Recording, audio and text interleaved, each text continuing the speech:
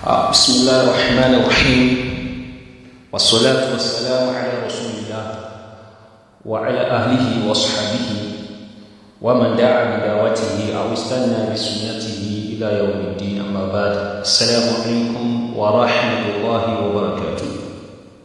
All praise is due to Allah. We praise Him, we adore Him, we thank Him, we glorify Him. May His peace and blessing be upon Muhammad sallallahu alaihi wasallam, his household, his companions, and all those who follow the path of Islam till the day of judgment. Allahumma ameen. Today I want to be discussing about divorce in Islam. Is it a mercy or a curse? That's what I want to be discussing today, inshallah. To start with, divorce is called talaq in Arabic language. The word talaq simply means to nullify or to come out of something. It means freeing or undoing the knots. So that's the meaning of the word talaq. In Islam, we can say that divorce is neither strictly a cause nor solely a mercy.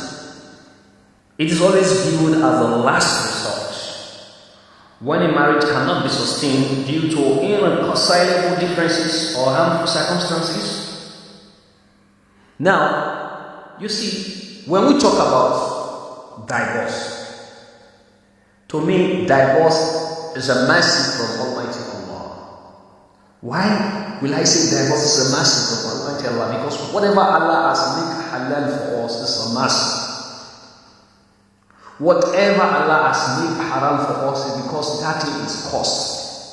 So divorce is a mercy from Almighty Allah. It becomes a harm if, for instance, the person who carried out a divorce carried it out illegally in a way that does not conform with the Sharia, then it becomes haram. But divorce is a mercy from Almighty Allah. What did I say? Divorce is a mercy from Almighty Allah. We have an hadith that talk about the displeasure of Almighty Allah. In hadith in Sunan Ibn Majah, Prophet Muhammad said that أَبْغَضُ الْحَلَالِ عِنْدَ اللَّهِ الطَّلَاقُ. That the most disliked permissible action on the side of Almighty Allah is divorce. This hadith, some of the scholars of hadith have one or two things to say concerning this hadith. Al-Allama Sheikh Ahmed Shakir said, may Allah be merciful to him, said that in his book Umdat al-Tafsir, he said that there is some doubt as to whether it is sahih, that this hadith is having a doubt. Sheikh Al-Albani in his book in Irwaul Ghalil, and the last text or words of page 240, he said that the well-known view of the scholar is that it is a mursal, that this is a mursal hadith. A mursal hadith is wa mursal minhu sahabiyyu saqat. A mursal hadith is a hadith that the companion of Prophet Muhammad sallallahu alaihi wasallam is omitted. That's the mursal hadith. You will not see one companion from a tabi'in, it goes straight to Prophet Muhammad sallallahu alaihi wasallam. So that hadith, most of the scholars consider it always as a weak hadith. Let's hold that too. Sheikh Ibn Uthaymeen alayhi rahmatullah said concerning this hadith, he said, yes, it is narrated that Prophet Muhammad sallallahu alaihi wasallam said that the most hated of permissible things to Allah is divorce. He said this hadith is not sahih, but it means sound. Yes, it means sound. Allah hates divorce. This is what he said. He said, means sound. Allah hates divorce. But it does not forbid it to his lips. So he said it makes things easier for them. If there is a legitimate reason, a Sharia reason, or a regular reason for divorce, then it is permissible, and it depends on the likely outcome of keeping this woman as one's wife. If keeping her will lead to something that is contrary to Sharia, which cannot be avoided except by divorcing her, such as if the woman is lacking in religious commitment or chastity, and the husband cannot set her straight, then in this case we say that it is better to divorce her. You can see what the scholar said regarding this. He said, in this case, it's better to divorce her. But if there is no Sharia reason, then it is better not to divorce her. Meaning, if there is no Sharia reason to divorce a woman, then to divorce the woman will become a curse to you that you divorce your wife. It will be a curse to you that you divorce your wife. Now, whatever Allah has done to us is not a curse, but a mercy. Whatever Allah says is permissible for us is a mercy. Remember, Almighty Allah said in Surah Al-Baqarah,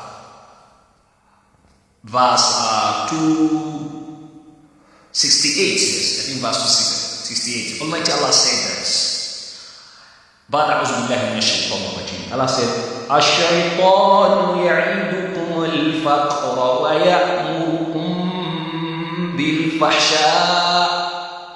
Shaitan used to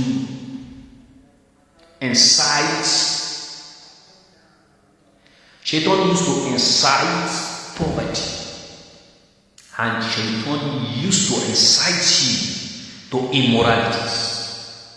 Wallahu ya'idukum maghfiratan minhu wa fadla. But Allah is to encourage you. Allah is heading you towards forgiveness. Allah is going to forgive you and show mercy to you. Wallahu wasi'un alim. Allah is ever encompassing, ever vast in knowledge. Allah is infinite and encompassing in knowledge. Allah is aware of all we do.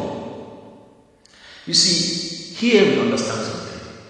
That anything that incites violence, divorce, hatred of one another, dislike to one another, Shaitan will instigate you to do that.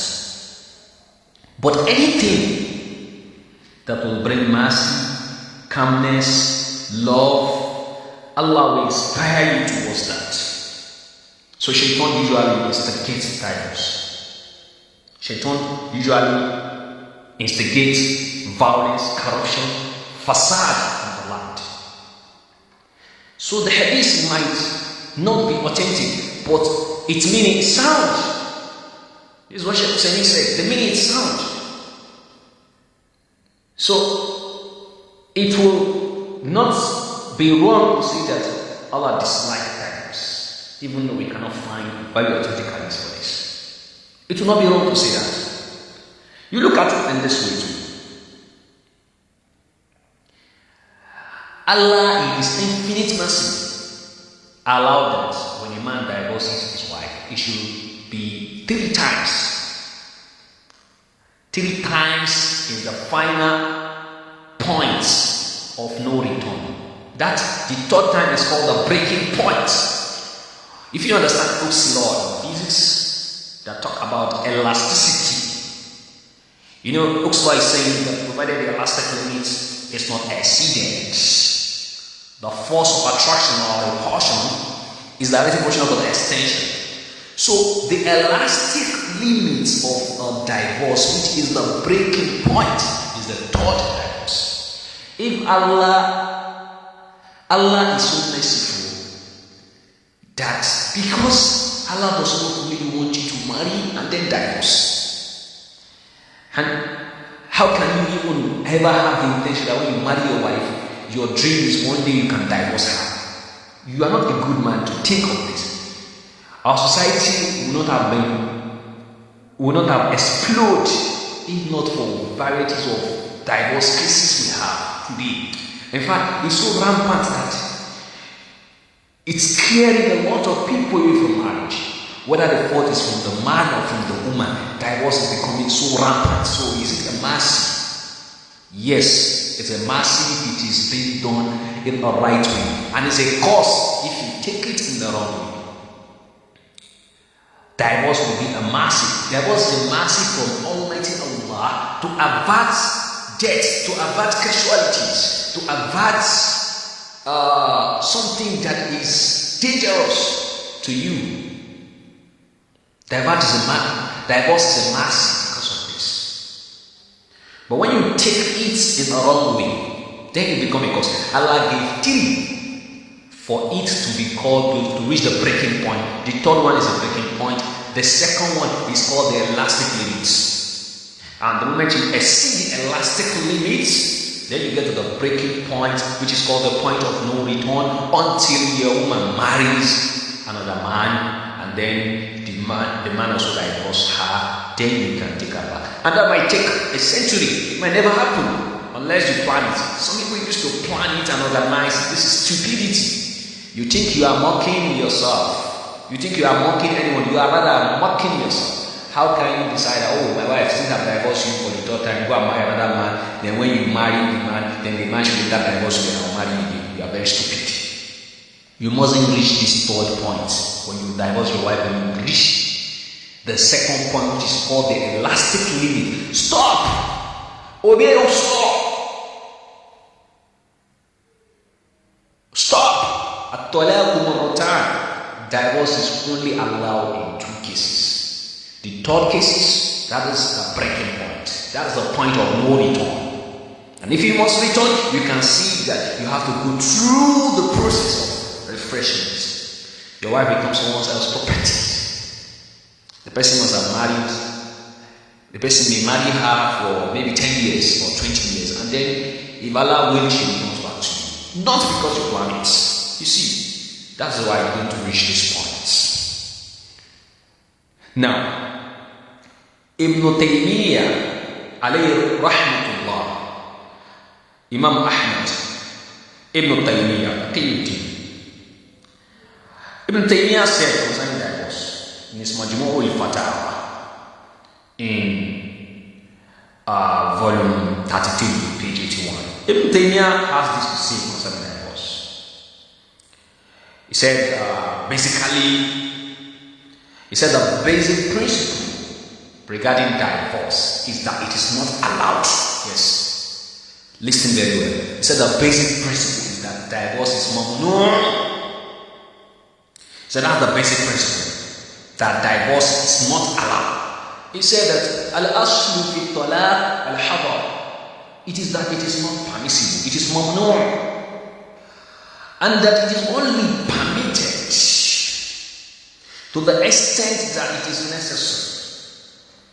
As is soundly narrated in an authentic narration from Jabir, may Allah be merciful to him, that Prophet Muhammad said that Shaitan set up his throne over the sea and sent his emissaries. He sent his emissaries, and the closest of them to him in status are those who cause the most trauma, who cause the most corruption. The closest of these emissaries, these soldiers, these warriors of Shaitan, are those ones that cause the greatest havoc on the surface of the hearts. Now listen. One of the emissaries will come to Shaitan and say that, oh, I had kept at him until he did so and so.